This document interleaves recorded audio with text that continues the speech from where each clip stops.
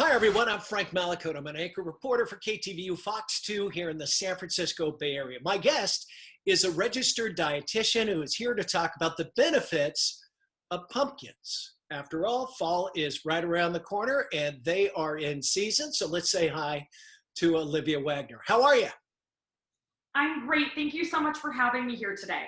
Good to have you. I know I'm a big fan of pumpkin spice lattes, but I guess those orange gourds go a long way, not only in your coffee, but in your food during the day. I had no idea the benefits of pumpkin. Absolutely. I mean, there are tremendous nutritional, components to pumpkin and the seeds. And I think that's something that we forget is that we pick up like canned pumpkin or boxed pumpkin at the store, but really that's coming from the flesh of the pureed, the inside flesh of the pumpkin, nice pureed. Yeah. How many times around Halloween you carve up a pumpkin, you throw out all the stuff, but that's where all the nutrients are, and you figure it out. You can cook them up and throw them in some great stuff. Talk about the immune system, because I guess pumpkin antioxidants, really high in vitamin A. It's got vitamin C and all kinds of goodies in it, right? Yes. So I was mentioning that pumpkin flesh, and that flesh is what's really rich in that vitamin A. Actually, 1 cup of pumpkin has about 200% of your daily recommended intake of vitamin A. And vitamin A is really important for not only your immune system, but it's also important for healthy skin and hair too. All right. Well, would you do the canned version, or is the fresh stuff, which is a kind of slimy? What do you do? Well, first of all, which one is better for you? Yeah. And if you're doing the fresh, fleshy stuff that you're pulling out of the gourd, how do you prepare that so it looks like what you're pouring out of the can? Awesome questions. I mean, what I always say is good, better, best. And so if you wanted to take some time to carve a pumpkin and then roast it after you're done carving it, that's something that you could then either roast or steam and puree and make your own pumpkin mash that you could freeze off and use throughout the year and take advantage of when those pumpkins are in season. But getting, canned pumpkin or boxed pumpkin from the store is a really, really great option and a convenient option too. And it's still providing a lot of that same vitamin and mineral density. There now are BPA-free cans and also BPA-free cardboard boxes, which are 2 kind of popular forms that you can get canned pumpkin in conveniently at the store. And pumpkins are really just a giant squash, are they not? So there's a wide, they are in the different, there's squashes and there's pumpkins, but they are all gourds. And so they have seeds in them that you can also utilize too. And the pumpkin seeds are tremendously dense in nutrition as well. A quarter cup actually has about 10 to 12 grams of protein and is rich in not only zinc, but also plant sterols that are really good for cardiovascular health and supporting healthy cholesterol balance too. And those are really easy. You got to kind of pluck them out. But if you put them on like a cookie sheet with a little salt and bake them, for 10 minutes or so, you got yourself a pretty They're healthy. So delicious. Exactly. Season them up with a little spices or just some sea salt, a perfect afternoon snack. So when you're carving a pumpkin, it's not just all the guts that are inside it that you're pulling out, but the wall of the pumpkin itself is what gets pureed, right? That's the flesh. Exactly. Okay. Got to get that straight. All right. Well, you're going to create for us a little bit, Olivia. What are you going to do? Yeah, so I have here today a pumpkin product. I think that typically we are bombarded with, pumpkin candies and pumpkin spice lattes, and they actually have a lot of sugar in them. So today I'm going to share a pumpkin recipe for pancakes that's low in sugar, has some good fiber and healthy fat in it, and is an awesome option for a breakfast or a snack. So I'll walk you through how to make that. What we're going to start with is actually 4 eggs. Put that into the bowl here.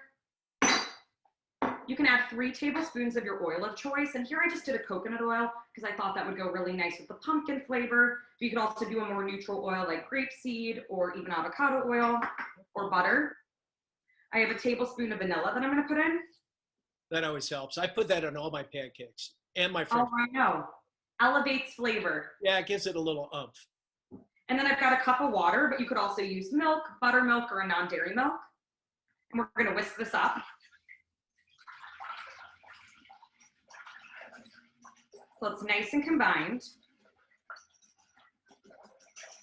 And then I'm going to add in Simple Mills pumpkin and waffle pumpkin pancake and waffle mix.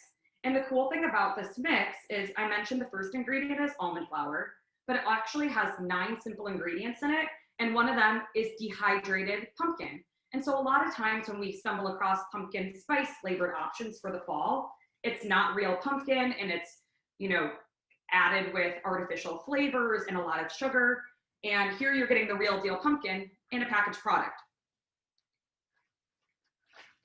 So you're gonna add that in. And I'm gonna mix that up to combine. Comes together super, super easy. And you've got your concoction to make pancakes there. Yes. I like what you threw on them too, here to your right. Those look pretty good. So I did make some in advance, and I wanted to share a few different toppings that you could add on them to make them feel a little bit more satiating as a morning meal or even as a snack. So one of the options that I did was almond butter, some omega-3 rich walnuts, and some berries on top. And the fun thing about adding almond butter, like a drizzly almond butter to a pancake, is it helps to extend the coverage of the pancake with using a little less maple syrup. And I do have a little organic maple syrup here. And because you already have some of that almond butter on it, you don't have to add as much of it to still get that same mouthfeel you're looking for. Now, it looks like you've got a glaze of maple on there too. Is that right? On these pancakes or these pancakes? Well, both really. I don't know. So the pumpkin pancakes have a little bit of kind of a more goldeny color because of the spices in them. Sure. So there's some cinnamon and nutmeg, nice warming fall spices that partner well with the pumpkin. So it kind of gives it that nice tone. But on here, it's just the almond butter and the maple syrup with the walnuts and the berries. Oh, wow. And then I also, on this side, decided to make a little cream cheese glaze for the pancakes, which I think is so fun and festive. We a lot of times think of cream cheese frosting with any sort of like pumpkin cake or muffin. And so this cream cheese glaze is actually just a combination of a cultured cream cheese, so a cream cheese that has some probiotics in it, a little bit of a milk of choice. It could be a non-dairy milk or a regular milk, and then adding in a little bit of maple syrup to taste, sea salt, and vanilla. And so then I just drizzled that right over the top here. And that's something that I put with a little bit of pumpkin seeds and a little bit of extra cinnamon. What great comfort food too. I know we're all kind of stuck in this pandemic. We're all kind of going nuts, and there's nothing like a kitchen that smells like breakfast. And making these pancakes, it just filled my home with this beautiful aroma. And I think it's comforting, but it's also nutrient dense and nutritious. Each serving of pancakes, which is like this small stack here, has less than 6 grams of sugar, not including the syrup. So it's keeping it lower sugar. It's still giving you those fun fall flavors. And it's something that can, add a little bit of spice and fun to maybe a little bit more of a challenging time. Well, if you weren't in Chicago, I'd be knocking on your door. Those look great. I would love to share these with you. Oh, I bet. I hope you got some company there, because you got a lot to eat. I did a little research. Pumpkin spice lattes grossed over $200 million in the last year or two for Starbucks. So there must be something to pumpkin that people just love. Yeah, I think it's nostalgic. I think it's seasonal. Like this box mix here is a limited edition seasonal mix. And so it is something that with the change of the season, leaving summer, gives people something to look forward to and be excited about. But also those spices are just so comforting. And cinnamon is actually really good for keeping your blood sugar nice and stable. So preventing kind of the spikes and falls that can come in your day from, maybe you waited too long to eat, or you ate a meal that was too high in carbohydrates. So there's a lot of healthy benefits to spices too, but they really are very comforting and warming. I know in New England, I lived a lot of years there.